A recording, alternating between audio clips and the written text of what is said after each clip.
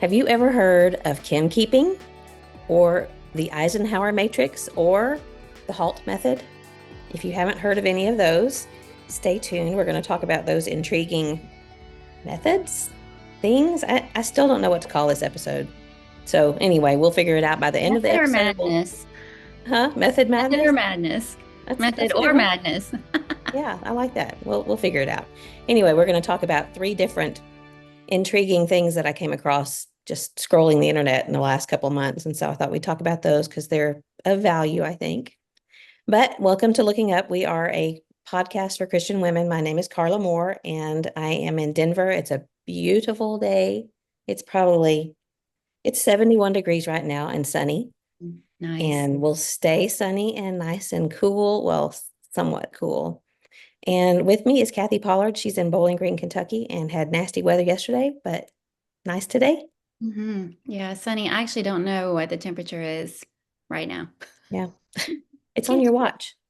Oh no, it's not on my watch. Oh, I you don't haven't have, set it I up don't to have show an you the Apple. temperature. Yeah. Okay. Well, I guess you don't have to know the temperature.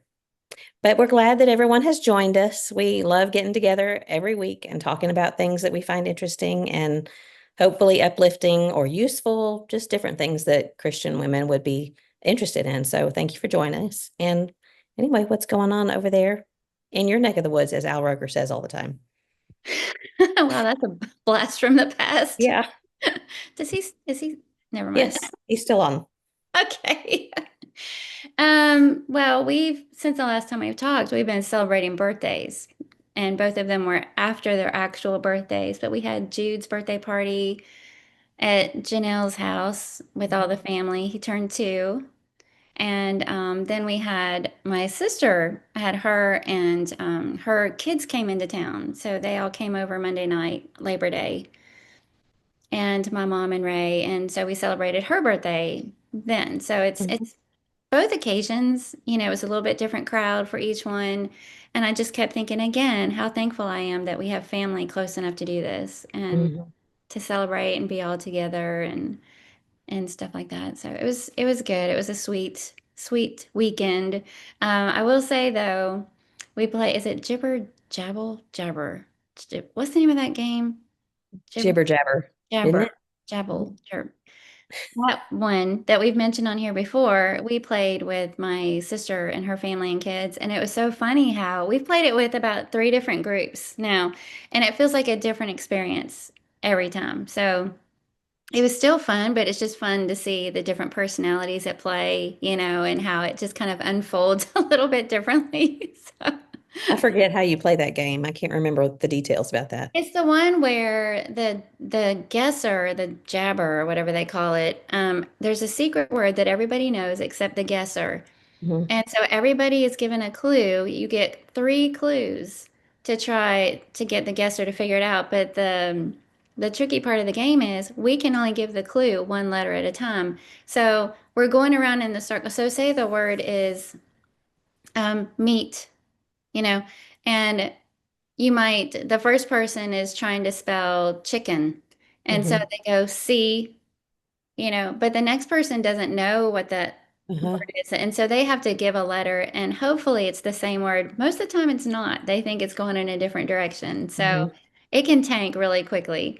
But we do that for 3 words. The guesser gets 2 guesses to figure out what it is. And then there's some other cards in there where there's like you can whisper a clue, you can pass, you can play these certain cards and things like that. So it's a lot of fun. But I was Mhm. thinking how the personalities change the dynamics, and it feels like a different game every single time. So, Well, if you know how someone thinks, so I can imagine you and Christy would be able to kind of put each yes, other on a little bit because you know how each other thinks. yes, yeah, yeah. So, but it was fun. And then, really, aside from like on Friday, we just had like normal life stuff. Neil had a toothache and a flat tire on Friday. Unrelated, I guess. Yeah, so it was, yeah, unrelated, but on the same day. So it kind of changed the nature of the day a little Mhm. bit. And that tire, by the way, is just now come in that we needed for his truck. So, Oh, you had to replace it. hmm Mm.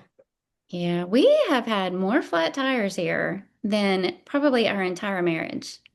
It's just, Well, I feel like every time we turn around, we have another flat for whatever reason. So, is this the first time y'all lived on a gravel road? I mean, your driveway's gravel. You might have yes. little screws and things out there. Yeah. Well, bummer. That's another one of those things. Put that on the list of things I hate to spend money on. I Tires and dirt. know. Yeah. John gets excited about new tires, but I don't see anything exciting about it. He'll I say, don't "Can't think you Neil, tell there's less noise on the road?" I'm like, No, it doesn't sound any different to me, but okay. yeah, no, it's not fun. Yeah. Well, you said flat tire reminds me, Micah, he's still using a shop that's real close to our house. We're in Denver.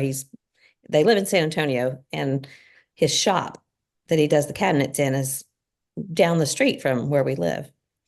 And so he'll run up to our house to get a drink or whatever out of the refrigerator, whatever he's doing there. But my Ring doorbell tells me when he's there. And sometimes he'll text me and say, "It's just me," or, whatever he's doing, he'll let me know what he's doing there. But the other day, he came up there and I had asked him if he wouldn't mind to get my key and start my car and just kind of drive it around the neighborhood to keep it going because it's been a month since we've been there. But so he came in the house and I noticed that he went back to, the boys' bedrooms back there instead of our room where the key is. And so I was going to remind him that he needed to do that. But, it can be kind of fun to use your deep, scary voice on the Ring doorbell and talk to You and him. Neil, I tell you. So I said, "What are you doing in my house?" or something like that. And he was walking out the door and he kind of stopped and turned.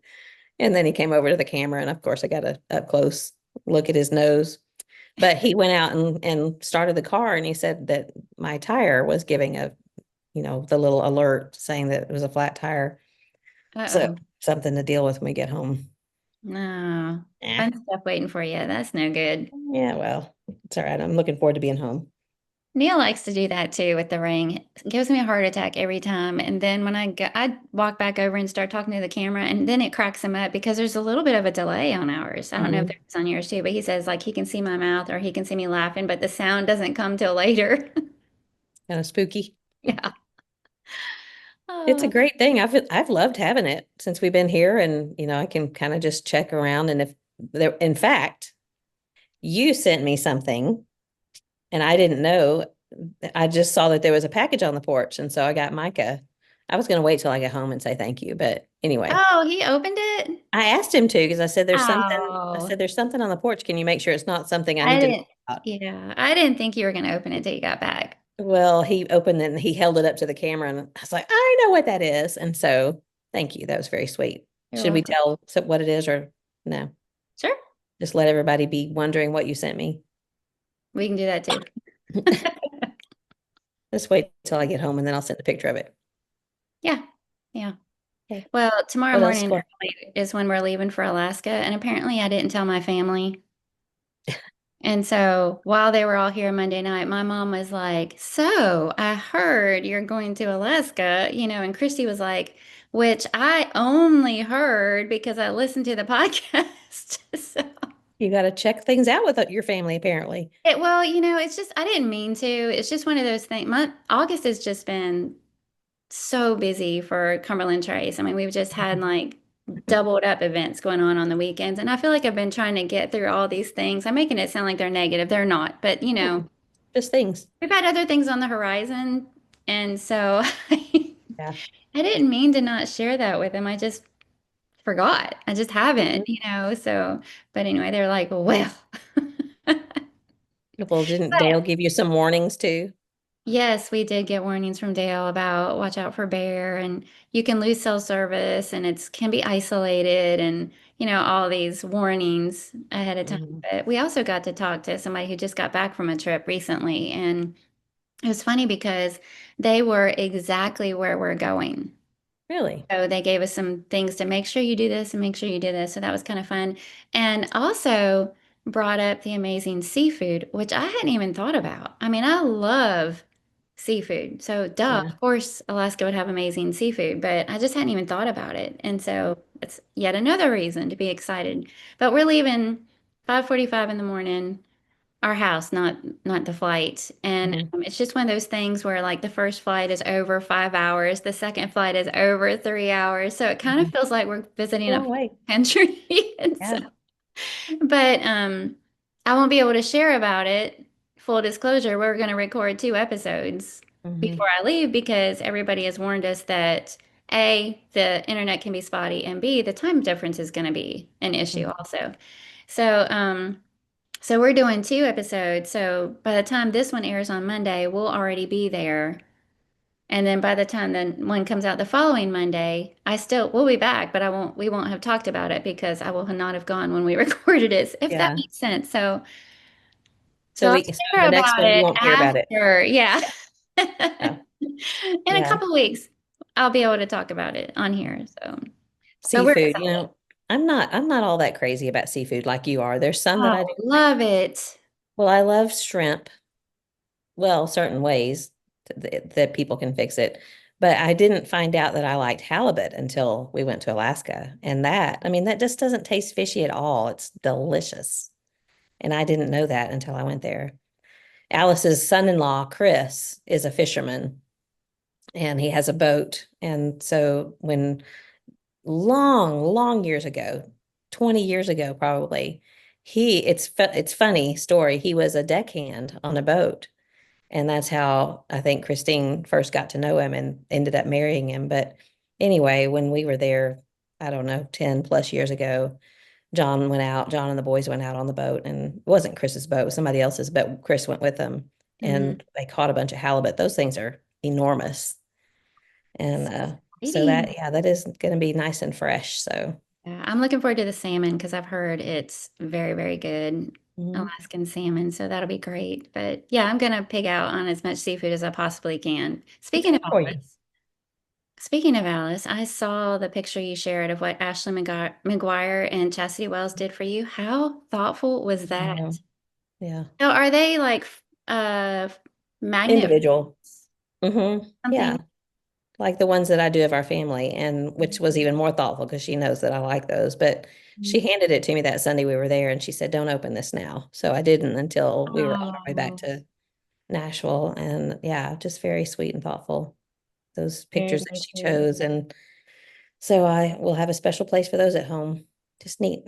She was very For those thoughtful. of you who aren't local to Bowling Green, they worship with us at Cumberland Trace, but they're twin sisters, Hmm. identical twin sisters. Yeah, So when we first got here, it took a while for me to be able to tell them apart. yeah, Can, of course, but it did take a while. So yeah. you may think Well, when I was a teenager, I read one of those little sweet teenager romances, but it was mhm, about twin girls who traded places. yeah. Did And you ask them if they've ever done that? no, I don't think I Okay, have. Ashley and I Chastity, don't, you have to maybe tell I us. have. Yeah, but they traded places and ended up falling in love with each other's boyfriend. Like a Sweet Valley High kind of a thing, Oh, I remember those. Wow, that is a blast from the past. Yes, yeah. But anyway, I saw that. That Yeah. was extremely thoughtful of them. So I made your hummus last night. How'd it turn out? Not as good as yours. I think No. well, it didn't, that recipe, you said that you kind of just add a little of this and that. It didn't have any cumin in it. So I Oh, added some. Plus, I thought I was going to double it, but I ended up tripling it. And I used my Ninja kitchen system, which I love, but it was mm. the food processor part, not the blender. So I don't know if maybe the blender might be better. I'm not sure the difference between them, but it wasn't perfectly smooth like yours was. Yours is just, I think I'll forever be chasing your hummus recipe because you just have to have taste it a little bit at a time. And I don't know if I didn't have enough olive oil. I was trying to triple all of the ingredients, and it's kind of hard to do that with some of those ingredients, but it's good. It just wasn't as good as yours. Well, thank you. A couple of things that you can do for the smoothness. I don't know if we need to talk about that on here or not, but when you rinse, like if you're using canned chickpeas and you rinse them, that little bit of a skin starts to come Oh, off, yeah. and you can take the time to kind of go through, like give them some friction and pull as many of those off as Yeah. you can, and it'll make it smoother. And another thing is to let it run with your lemon juice or, sometimes a little bit of water or whatever in the food processor. I used a food processor. for Mhm. a good bit of time first, and then start adding in all the other stuff. Okay. All right. Well, I'll try that next time. It was good though. I liked it. Yeah. And then I was going to tell you that we did another mac and cheese bar with the students the other night. And I wish I had thought about doing that back when we were doing high school stuff, because I bet high school kids would like that even more. Hmm. But bacon, and one of the things that I put out this time that I didn't last time was French fried onions, and those were Oh, really that's a good. good idea. Yeah. Yeah. We Yeah. did that for Teens in the Word a couple of times. It's Yeah. very fun. In Hmm. fact, when you said that to me a little bit ago, I thought, "Oh, I should do that when we have the college kids over." Yeah. But, or even just the women, who doesn't like macaroni and cheese? Yeah, I've already told him that we're October is the last time we're going to meet for the monthly, like we're doing the round table type thing in our ladies' Bible class, and October is going to be the last one. And I've already said we're all showing up in our pajamas for the last one. So Nice. maybe we can also do a mac and cheese bar. I'll make the mac and cheese, and everybody else can bring the toppings. Yeah. That'd be fun. That reminded me, Wes, we went to Wes and Terry's last night. That's where I was taking the hummus. And Wes said something about you that I was like, hmm.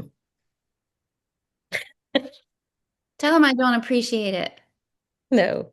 It was funny. He said on a long flight, and I guess it was on the 2018 Israel trip, that you had gone and changed into your pajamas and slippers for the flight. And I I've was sitting there never worn, going, I've never worn pajamas on a flight. well, I thought she might have put some slippers on, but I know you well enough to know that you would not go in an airplane bathroom and change clothes, that Uh, you'd gross it out. So I thought, yeah.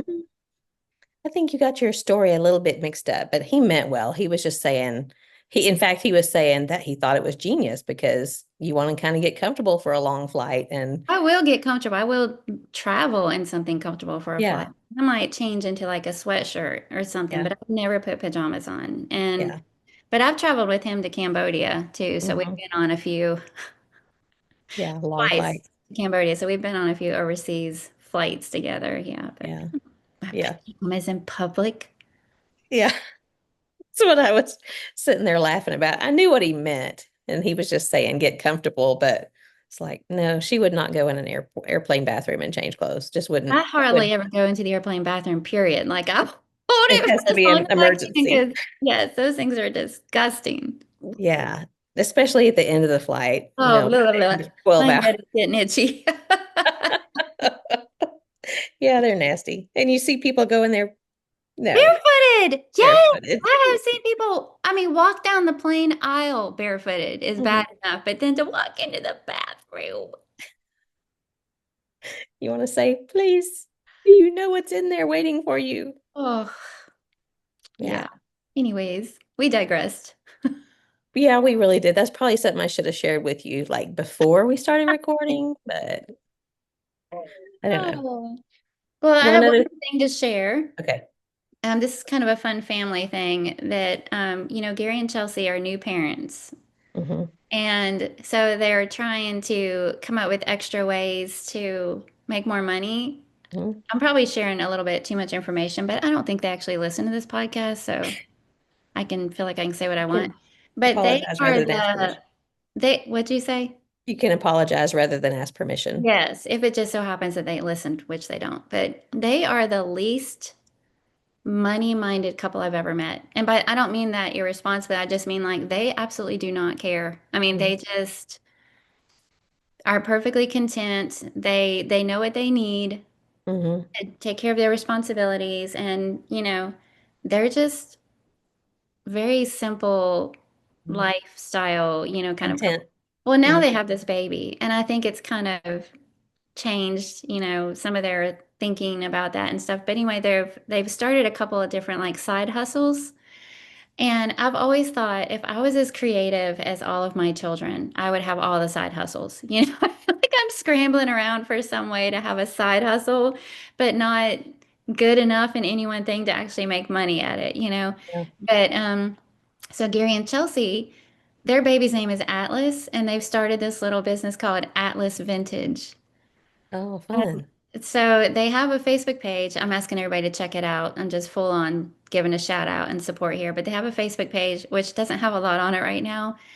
but they're selling some items, little vintage items, and then they're also in the process of making candles, which they've Okay. already done. I've got one. I've got like a wax melted. They have the wax melts and stuff too going right now. That's a very like pumpkin spicy kind of a smell.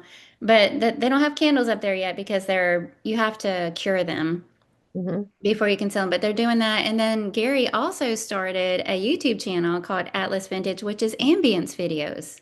You know, the ambience music thing. Hmm. So it literally takes him hours, but he creates the graphics, the music, the movement. You know, a lot of times you'll Hmm. have like a crackling fire or Hmm. drizzling rain or whatever, but he does all of that. He's figured out how to do all of that. So he just started this YouTube channel called Atlas Vintage, which is ambient music. So if you're one that likes to listen to like kind of relaxing music in the background while you work or put your kid down for a nap or whatever you're doing, Hmm. that's what that's all about. So anyway, y'all check it out. It's hard to get that kind of stuff off the ground, especially neither one of them have a social media presence. Yeah.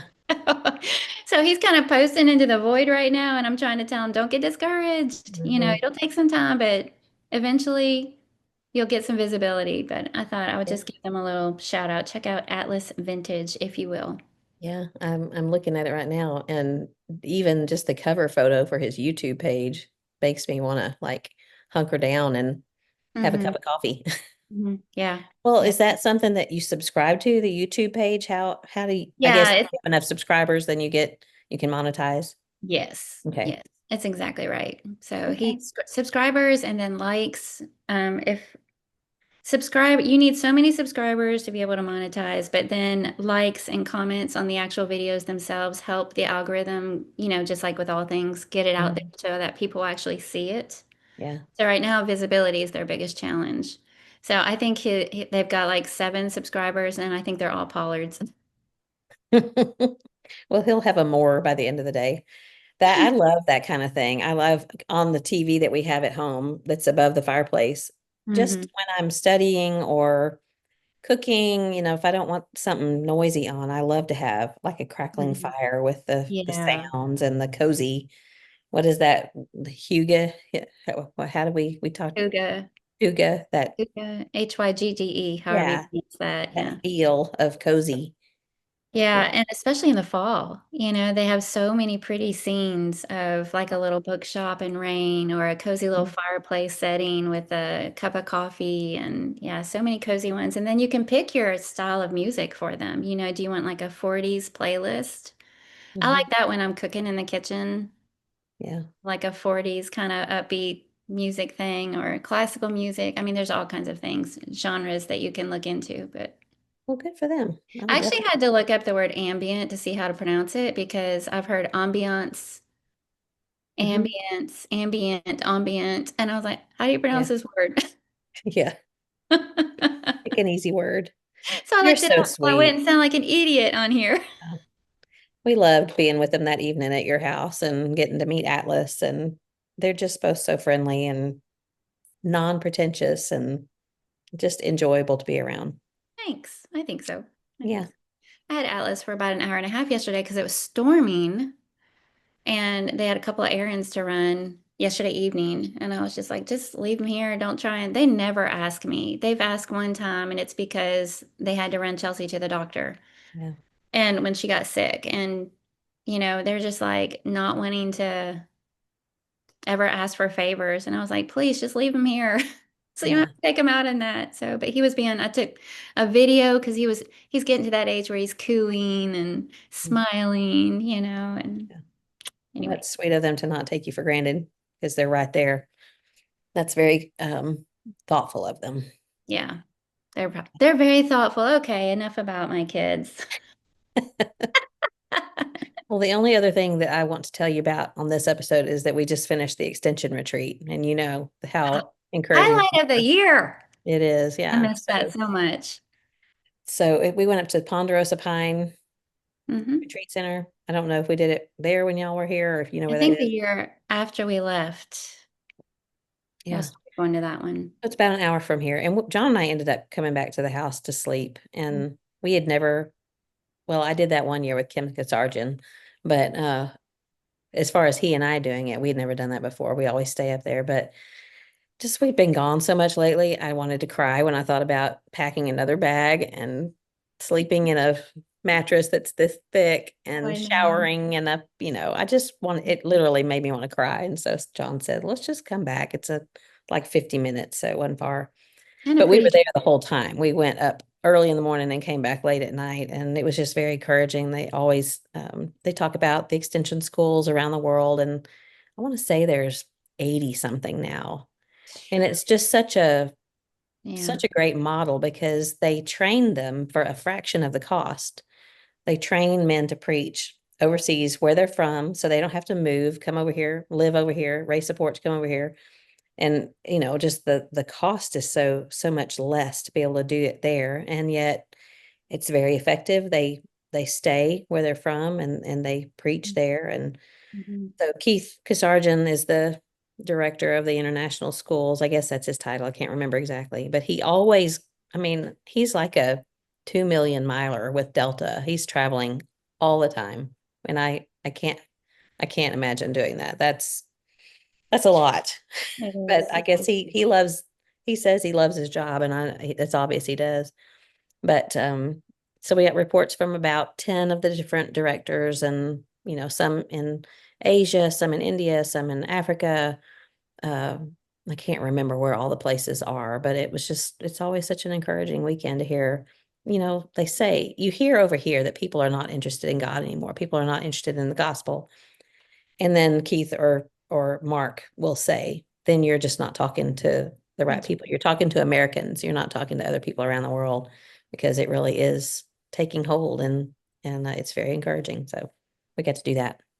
It is encouraging. We used to love that so much. And it's always at a busy time of year because, you're gearing up for your lectureship there. PTP just happened. And it kind of fits, it feels like it was always kind of right in the middle of those things, but Mhm. worth the time. I mean, Yeah. just such a huge highlight. I would Oh yeah. argue that people here still are hungry for the gospel. Yeah. Yeah, definitely. There are some. I think you maybe have to look a little bit harder, or I don't know. I'm sure that's an assumption that we make that's not a fair one, but I guess maybe what they're saying is that it's easier to find people who are interested in the gospel in Yeah, other places. yeah, that's very true. And we had to spend time with the Steersmans, Daniel and Katrina, who are coming to Bear Valley full time starting in October. Yeah, that's so exciting. Yeah, they will be such an asset here. They're just both they're great people, down to We earth, love and them. yeah, they're great. And so we had been around them a little bit before, but we got to spend quite a bit of time with them in the last 5 or 6 days and enjoy that. And also our friends John and Kim Moore, the other John, Hmm. were there. They have been interested in the school, so it was good to see them. So lots of Okay. fun. I was gonna ask why they were there. Well, I don't know, 4 or 5 years ago, I can't remember why they came the first time, if it was that Keith had met them somewhere, or if my John had told that John about it. I don't remember, but they've been coming, I don't know, 3 or 4 different times since then. And Denny and Donnie went on the Egypt trip with John and Kim last year. Hmm. So it's just, the Christian, Are the they trying to get them connected with one of the schools, extension schools somewhere or something? Not necessarily, although I think that John has taught I want to say he went with Mark one time to somewhere in India or Asia. I don't remember exactly where, but Hmm. so he's taught in the school, but I don't necessarily think that they're trying to start a new school somewhere with John, Okay. showing them where. So I'm not Huh. sure. All Yeah, right. they're great people though. You got anything else? Nope. Okay. So we're going to talk about these three methods or intriguing ideas or whatever we're going to call it. Hopefully we'll Yeah. say something really smart that'll go, oh, that's the perfect title for this episode. The first one is called Kinkeeping, and I came across this months ago, and I jotted it down in my list of, possible topics to talk about on the podcast, because I thought it was just such a neat idea. So kinkeeping is the first one. The second one is called the Eisenhower method or matrix. And the third one is called the HALT method. But we'll talk about kin keeping first. What did I know that you kind of read up on it a little bit, but what was your initial thought about what kin keeping is? Well, from what I understand, shouldn't you be doing this part? From what, I'm trying to involve the audience. oh, I'll wait for them to answer. From what I understand, it's somebody who like is responsible and cares enough to make sure everybody stays connected Yeah, exactly. in the loop, Hmm. looks for ways to get everybody communicating or together Yeah, or something like that. So kin keep exactly. Kain keeping. Yeah, right? Yeah. Oh, exactly. That's exactly it. And is there somebody in your family that tends to be the one that does that? Your extended family? I no, I really couldn't like there's no standout. I Hmm. would say between my sister and me, she's really good about making sure we spend time together and do things together. But we just have a family text Hmm. that the boys have called Kentucky Headhunters. I don't know why, but so we're, anytime we're all getting together or share, like different ones of us will share things throughout the day, and it might be an article or a song or a great sermon, or, Neil's always listening to the boys preach and he'll say something to him about their lesson. I mean, it's just stuff like on the daily. There's stuff going on in Hmm. that group text, but I can't really think of a person that is the Yeah. standout for that Yeah. role. Yeah. Well, just I got to thinking about it because the definition you encapsulated it perfectly, but I got to thinking that how, families tend to lose touch after the matriarch or the patriarch is gone. And that has happened in on both sides of my mom's family and my dad's family. And on my dad's side, I mean, I loosely keep in touch with my Aunt Dottie, but not like Facebook. And it's pretty surface. And my cousin Jeff and Julie are in Fort Worth still, but we don't see each other. I can't remember the last time I saw any of them. And then on my mom's side, we keep in touch more on that side. And my cousin Jana, she's one of those who will, she's just so talented with reaching out. And that's the main thing is just someone who's conscious of not wanting to lose touch and reaching out and saying, how is everything? Who's having a baby or who is your mom okay? She's a FaceTimer and a texter and Facebooker. And she and we didn't really get close until we were adults because we were just far apart. She was in Memphis and I was in Texas, and we just did not do a whole lot. My family didn't travel a lot, but she's very talented Hmm. with keeping in touch. But um, John has a cousin, Carolyn, and she's the one that immediately came to mind when I thought about kin keeping because she's always arranging family events. Like she's always the one at Christmas or like November, we'll get a text. How about getting everybody together on December the whatever? And so it'll be John's brother and sister and their families and her siblings. And she's like a DAR, daughter of the American Revolution. She's just very involved in cemetery upkeep, and she's just Hmm. one of those people that wants to always keep families in touch. And then one of my daughters-in-law too, our family group text is not as active as yours. And I think some of it's because one or two of the boys are like they can't stand the constant interruption, and John is like that. He tends to ignore everything on text, including me. He says, if you really need me, call me. But anyway, I digress again. So occasionally, like, I don't know, this happened in April. One of the daughter-in-laws said, catch us up. Everybody send an update. And so then for the rest of the day, we were getting pictures of the kids and just, this is what's happening with us. This is going on. Where are you? What's going on? And it was just so fun. And so I asked again a week or two ago, everybody send an update. What's going on? So I just thought it was a neat idea. I thought it That's was a good really, idea. Yeah. but to have a name for it, I just never really thought there was a name for it, but there is. I There's a, like it. It makes me think of when family reunions used to be more of a thing, and that would be the opportunity for family from all over, all the scattered family members to come together and be in one place. And I don't think I've ever been to one in my family, but Neil's been to one in his family. It's been several years, but And then I couldn't help but think of it spiritually, how we're kind of charged with kin keeping Hmm. in the Lord's church, our Christian family, and being responsible for making sure we all stay connected and close and keeping tabs on each other and touching base and creating opportunities to be together and have fellowship. And especially with new Christians, Yeah. needing somebody to kind of take them under their wing and guide them along and make sure they don't get ignored and overlooked. And it was much easier for me to think of kin keepers in the body of Christ. And those Yeah. people that are really good about you know, like I said, pulling in the new people and organizing activities for everybody to get together and fellowship, whether it's a game night or a fish fry or, you know, a Thanksgiving dinner or, whatever it is. So Yeah. that's Well, where I'm my just going to mind turn this over to you because I didn't even think of it that way. And that's such a great way to think about it. Such profound an analogy of what we should be doing for one another.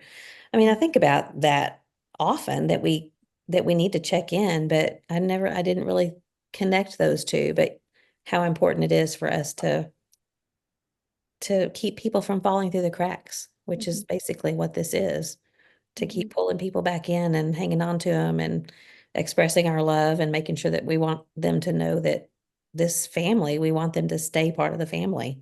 So, okay, turning it over to you now.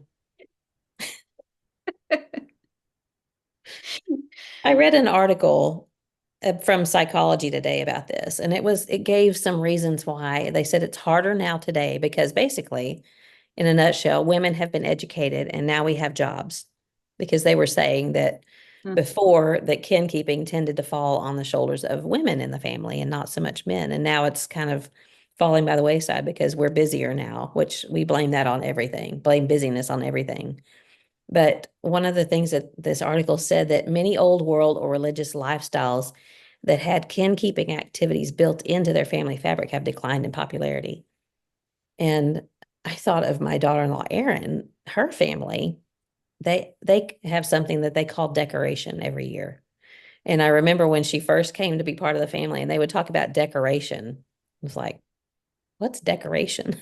It didn't I didn't connect that with what we're talking about now, but their mhm, family and talking about the extended family, and they have a big extended family, would gather at one of the local cemeteries and they would decorate the grave sides. I want to say it's Memorial Day, mhm, probably Memorial Day or Flag Day, one of those. They would decorate the cemetery, but they would use it also as a chance to have a family reunion. mhm, And so there's there's those long-standing, I guess that's kind of a religious lifestyle, could or could not be connected with religious activities. But it was just talking about how a lot of those have gone by the wayside. These things that we do spiritually that they're just not as popular anymore. And so this kin keeping has kind of declined, I guess. mhm, This article talked about how the decline of kin keeping contributes to loneliness. And it struck me too, because the article said that 1 out of every 2 adults deals with loneliness. I thought that's half of us. That's a lot of people, yeah. 50% of people. Wow. And I guess sometimes I feel a little lonely, but that's quickly gone. But it made me wonder how many people out there really do feel lonely who are not connected spiritually. Mhm, So the more I think about it, I mean, it's genius anyway to think about kin keeping as being a spiritual thing, but that helps deal with loneliness and depression and all of those disconnected feelings that people who are not connected spiritually would help them to feel better. mhm, mhm. Yeah. Yeah, well, sorry. I got nothing. Okay, let me tell you, this is how they suggested. I tossed that ball, it came right back to me. I saw you throwing it to me too, and I was like, not ready. Yeah, you have a signal. I'm about to toss this to you. But they said how you can keep your family connected. One of them was to set expectations that everyone in the family will play the role of kin keeper. And I kind of laughed about that because I can just see myself telling, okay, John, it's your turn to play kin keeper. And he'd be like, huh? What? Mhm. I mean, he wants to everybody to be drawn together, but he doesn't want to necessarily, that may not be a fair thing to say because he would organize something and talk to the boys and whatever. But share the duties. Everyone has the duty of kin keeping. And then it said recognize that some family members will need upskilling. That's a word I'd never heard before. Upskilling, Upscaling, skilling. So skilling. yeah, upskilling. So you don't know how to do it. I'm going to have to help you with your kin keeping Oh, skills. like the skill. Gotcha. Yeah. Huh. And it said that communication and compassion don't come naturally to everyone. So, you tend to think everybody else is going to do that. It said keep things simple, establish a family philosophy tailored to everyone's values, blah, blah, blah, blah, blah. But like, what are your expectations? We're always talking about expectations and how they can lead to problems. So Mhm. if you're going to do something together, if someone expects something made from scratch and you're thinking we can do takeout, you got to communicate that. Just just common sense stuff. And then the last one was to not over rely on digital tools to stay connected. A lot of fancy talk for saying don't just text all the time, but get together face to face and have some real time together. So I You know, thought that, it didn't have a name when I was growing up, but that was our holidays yeah, when I was growing up. And for our family, it was Christmas. That was when we got together with extended family. There was always singing involved, lots of food and hugs. And it was exciting because we were out of state from our cousins. And so this would be the time of year that we would get together. And for Neil's family, it was Thanksgiving. Thanksgiving was yeah, huge. And that's when all the aunts and uncles and cousins and mhm, grandparents would come and have the big feel, same games, singing, food, but that was their big holiday. And mhm, so to me, we didn't call it kin keeping or anything like that growing yeah, up, but you knew a time of year when that would happen. yeah. Well, I think it's just interesting to think about it because it's another one of those, the word we use weekly is intentional and Mhm. being intentional about remaining in touch and remaining close and staying together and not letting the world separate us and just keeping the important things important. So Mhm. I just thought it was intriguing and having a name for it, I guess, makes it a little easier to talk about rather than saying, how we're distant now. I wish we were closer. Well, kin keeping helps to do that. So just something to think about. Mhm. Okay, the next one is called the Eisenhower method or matrix. And I think matrix sounds more fun. So the Eisenhower matrix. So Matrix. this is a task management tool. And I came across this reading, just how things come across your feed. And I'm always drawn to these little, it's like the Johari window that we've talked about That's before. what I thought of. Yeah. And it looks like that. Yeah. So the way it's described, it's a task management tool that helps you organize and prioritize tasks by urgency and importance. So I can show for people who are watching, I'll show my little matrix here. Hmm. You can see, and if not, if you're just listening, you can Google it and it'll come up easily. Excuse me.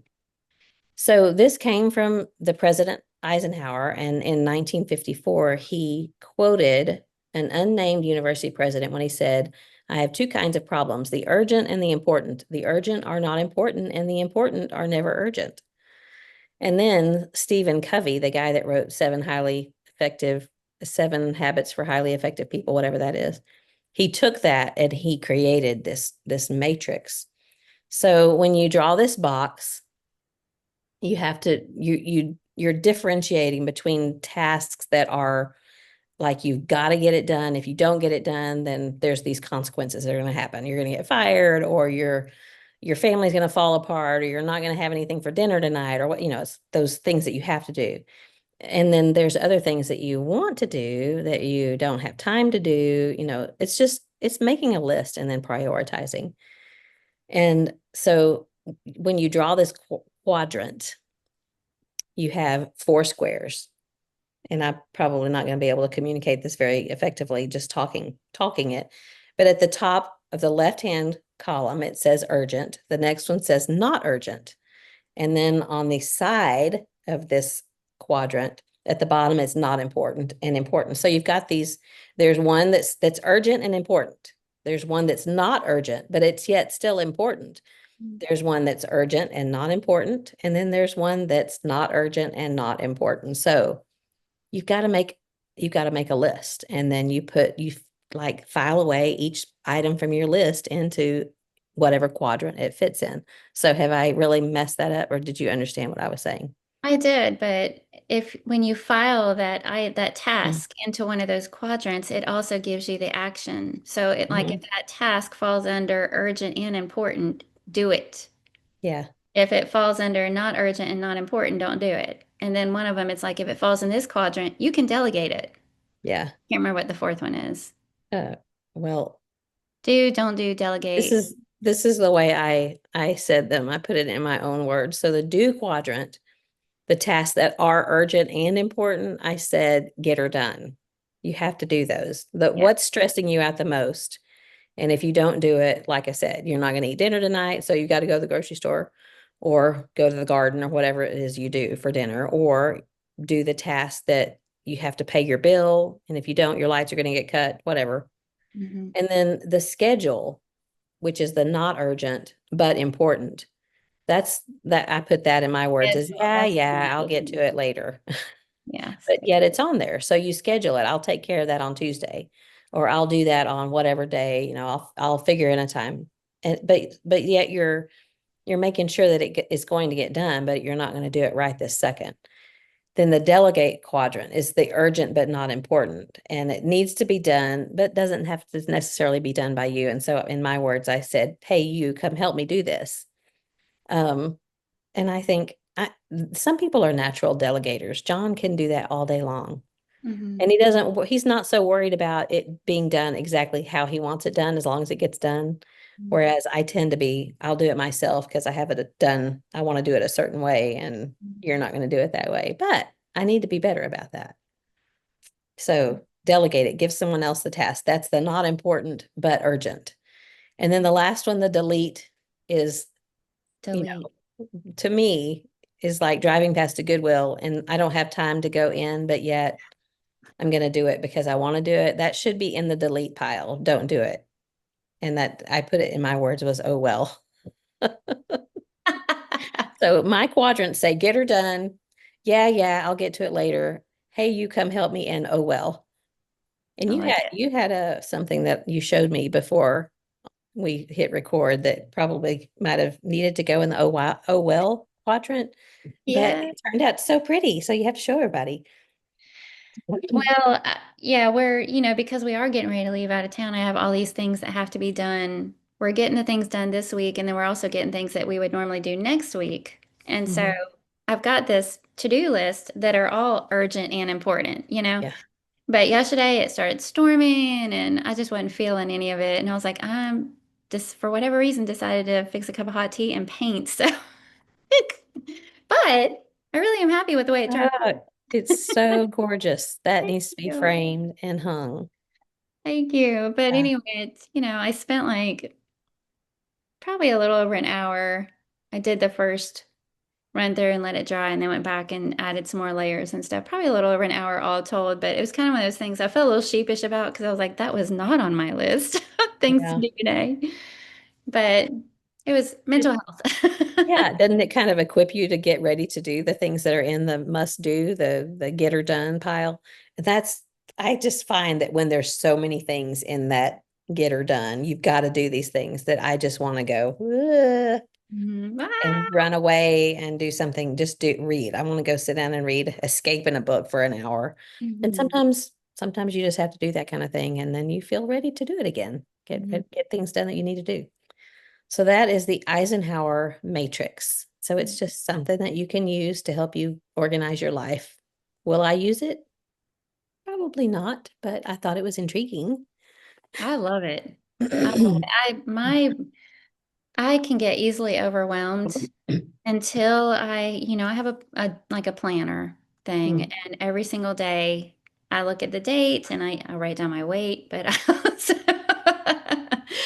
I just jot down what needs to be done, but I'm kind of cataloging it like the top three things. Like when I go to bed at night, these are the things that I know have to be done so that I'll feel good when I go to bed tonight. And so yeah, to have a quadrant like this where I can just kind of look at all those things and say, okay, this has to be done, but this I can do later, this I can remove off the list altogether. It just seems like it simplifies that process. And sometimes I jot everything down, including things like laundry, or in this case, packing and, all that kind of stuff, strip the bed, whatever it is. And sometimes I like to do a big long list like that just because some of those tasks can be done in 3 minutes or less. And then I can do them really, really fast and go ahead and scratch them off the list. And I already feel like I've made progress. Whereas if I don't write it down, I feel like it's all just kind of spaghetti noodles in my head. Like, wait, I need to do this. No, I should be doing this. No, I should be doing this. And it just overwhelms me. This works for my brain to be able to put it. I feel like I don't have to stress or think about it anymore if I put it down on paper and then I just Mhm. follow my own directions. Yeah, because you're a lot more organized than I am. So I'm glad that it's something that maybe you'll use. And that made me think of the junk drawer analogy that you and I that you told me about last week. That I think that's kind of pulling things out of the junk drawer because sometimes you yank on it and you can't get it open because there's things blocking it.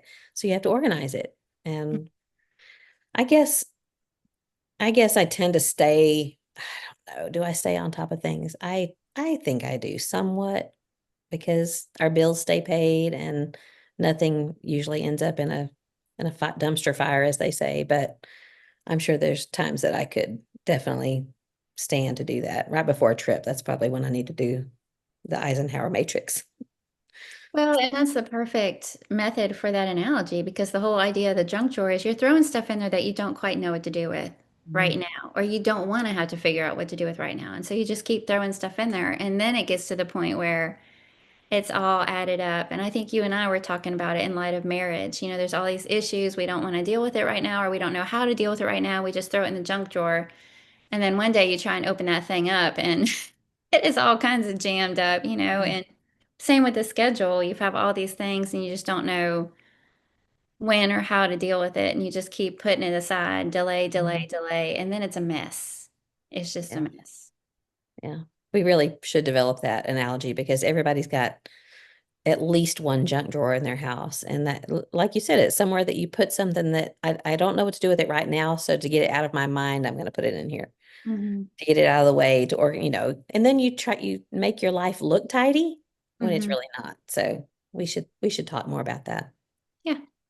That can be looking up with Kathy and Carla's junk drawer organization method. Need to come up with a catchier title. Okay, the last one is called the HALT method. And this is like the gift that we've talked about before, where you give your spouse a gift when you're feeling really junky and nasty and you don't know why, or they are acting junky, nasty, and you don't know why. Hmm. And I'm probably muddying the waters, but give your spouse a gift. Why are they acting like that? Is it guilt or inferiority or fear or trauma that causes that? So the HALT method is so before you do something really dumb, like eating a whole bag of Oreos or a whole half gallon of ice cream or Yeah, spending, you that's know, not.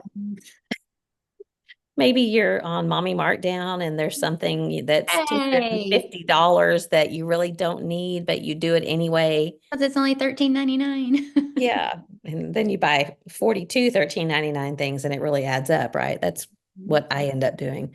So making yourself stop, you halt and think about why am I wanting to do this? So it's described as a four-part system that helps you check in with your emotional state and spot triggers that may lead to poor decisions. All of this mumbo jumbo basically just means think about what you're doing or what you want to do if you're faced with some kind of temptation or something that there's in the back of your mind, you're like, I shouldn't do that.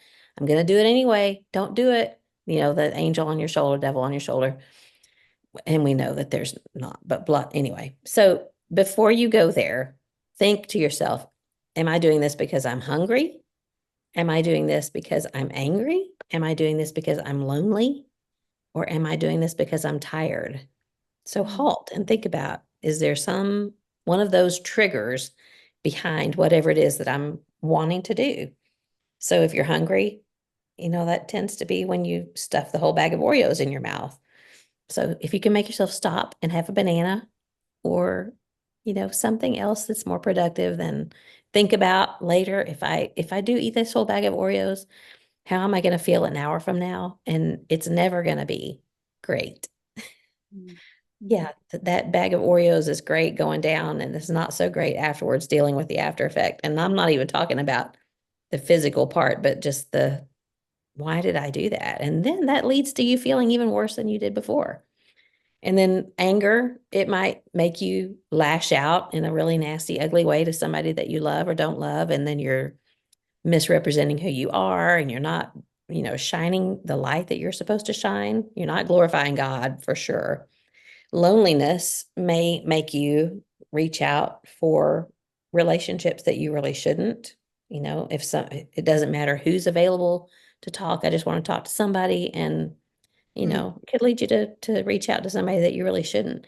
And then being tired, it if you haven't gotten enough sleep, then you're gonna be lazy during the day or just not feel motivated to get done what you need to get done. So the main thing behind this is to have a plan ahead of time for what you're going to do if you feel any of those things. How are you going to manage those triggers? And what will you do if you feel yourself approaching this temptation or this?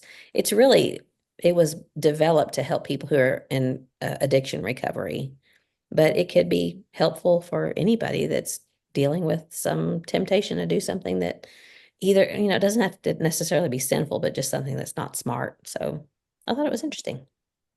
It is interesting. The loneliness could be sort of like boredom too. You know, how Mhm. people, if they find themselves bored, that's when they tend to make foolish choices or turn to foolish things to replace that Yeah. boredom or that loneliness or whatever. But I like the, what do you call those things? Is it analogy? Acronym? Acronym? Thank you.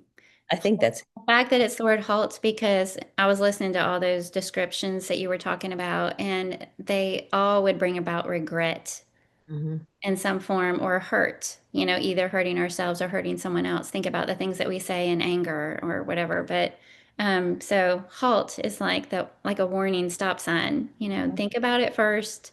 Is this something that could be addressed in a really simple way? You know, it's like when you feel so discouraged, something's not turning out, a relationship's not going good, the project is tanking, you know, whatever it might be, you're so discouraged, but people will say, well, sleep on it, you'll feel better in the morning. And a lot of times you do because you're mhm, just tired and frustrated or whatever. Get a good night's sleep, you wake up in the morning and the sun is shining, and you're like, okay, let's do this. You know, it kind of reminds me of that, of don't give in to that, whatever you're feeling in the moment mhm, without taking a minute to stop and analyze it first mhm. and see if it's something that can be simply modified or addressed or fed, you know, Yeah, and to prevent you from creating some regret later on or hurt later on. yeah. And even just taking the time to think, just stopping to take the time to think Mhm. is so much better than just blowing your top and blowing a gasket or whatever other analogy you want to use. So anyway, those were just three little things that I still don't think they have a great title, but magical methods or must-have methods, whatever it was you suggested, we may have to go with that. I just Yeah. came across them just scrolling and thought they were maybe would be helpful for us to talk about and interesting. So Well, that's on all I, that last one, I was also thinking that those are the probably the most common excuses that we use yeah. when we have done something dumb or said something dumb. We're like, Mhm. well, I was tired, or I was just made me so mad, or I, you know, those are the excuses that we give. Yeah. And they don't really excuse the behavior. So it is good to acknowledge them and then see if there's some kind of action that we can take to Mhm. keep from using that as an excuse in the first place. I thought it was really good. I like that one. Yeah. I think it'd be hard, but to have that kind of awareness, to remember to have that kind of awareness, Mhm. you know, and then because Self-control is what it is. exactly self-discipline, self-control. How many times on the other side of things can we look back and see ourselves more clearly? And then we feel sheepish. We're like, I may Sorry have about been that. hangry, you know? Yeah, sorry about what I said when I was hangry. Exactly. Yeah. And I can always tell when I'm tired, like when it's getting later in the evening and I'm cranky and I think I just need to go to bed and Mhm. I'll be better in the morning. Sometimes John knows. In fact, sometimes he'll go get the bed ready, pull the covers back, set my blanket. He's being sweet. He's like, okay, she needs some rest. So, whereas on the other hand, if I feel him getting that way, I tend to be like, I get annoyed. Do you So need a snack? Yeah, a Snickers bar. That's right. All Oh, right, that's all I have. You have anything else you want to add to that? no, I liked it. I'm Okay, gonna print off that, send me that little Eisenhower matrix thing. I want to okay, print that off. okay, Tried we'll to do it. draw it while you were talking. No, I have it. I just have a screenshot. I'll send it to you, Okay. and we'll post it next week. Okay. Okay. Well, neither of us have any good gossip, and yet I think you have something good for me, don't you? Yes, I do. I have something good for you. So I came across this really cute idea, and it seems like you shared something similar at some point, or maybe it was the same one and I just don't remember. But somebody used an old muffin tin and they used it as a junk drawer organizer. Did you share that one already? No, no, that was Okay. the you're thinking about the soup sampler Yeah, that's muffin right. tin. I knew you did something that had to do with it. But this is it was like one of those it's not rusty, but you can tell it's like that old tin muffin pan or whatever. Yeah. And but they put it in their junk drawer and then they had things like rubber bands, tacks, push pins, paper clips, buttons, those little mini clothespins, magnets, candles, matches, all those kind of little things inside that muffin tin. It was so cute. And I Oh, thought that is genius. I mean, it take up a lot of space from all your bigger junk, but for all those little, bits, yeah. bobs like that, it was a really neat idea and really cute too. Hmm. See, I when we put the island in the house, then I moved over a lot of things into the island and I have some empty drawers, but my junk drawers are narrow, like literally this, I have two of them and they're narrow and long. So I Mhm. couldn't fit a muffin tin in there, but I could move my junk drawer somewhere else and use a muffin tin to do that. So Mhm. the problem with junk drawers and organizing junk drawers is that there are other people in your house that are not as committed to keeping your junk drawers organized. And so they come along and rifle through the junk drawer, and all of a sudden it's a junk drawer again, right? Who put their paper clip in the rubber band hole? Is that expectation going to be too high? I love the idea. Yeah, such is life though. That's pretty much our whole house. Yeah. Yeah. Organization is always, it's always those something we chase. Mhm. Well, thanks for the idea. You'll have to send me a picture of it. Yeah, I will. Okay. Well, it's been a different discussion, but hopefully it will be helpful to somebody out there that needs a little organization or maybe needs a little help in the kin keeping department or it finds themselves hangry one too many times. So, just a little fun episode with some things that we thought might be helpful. So, Yes, I enjoyed it was it. fun. It was fun. Okay, until next time. Keep looking up. All right, you too. Talk Love to you. you soon. Bye. Bye.